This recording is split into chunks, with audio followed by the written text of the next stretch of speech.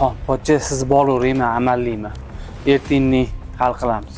Ha, bu mushukki gapi bo'ldi. Hozir borib opingizni xursand qilaman. Kech payt uyda ko'rishamiz, ha? Xo'jayin, sizga ham hayronman-da bor. Shu odam bizda ishlamaydi, lekin har oy oylik berasiz. Ha, endi mashina deyapti. Shu odam yo'lsiz ham bo'ladi. O'zingiz ham qancha muammolaringiz bor, xo'jayin? Shahzod, bilasan, meni bitta opam bor. Birinchi hayotlari o'xshamagan. 7 yildan beri ko'zlaridachi quvonch ko'rmaganman. Yaqinda shu odam kelgandan keyin kulishni boshladilar, ishonasanmi? Opamni kulishlari uchun men mashina yo'lda tursin, butun boyligimni beraman. Endi tushundingmi ukam? Ukam, suyunchi ber, suyunchi.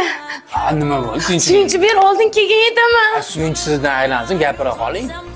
Endi bizda ham mashinamiz bor. Pochcha mashina olibdilar.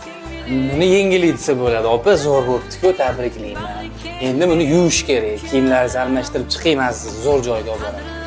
Hop. Sizni bu xursandchiligingizni ko'rish uchun bitta emas, 10 ta mashina olib beraman, opa.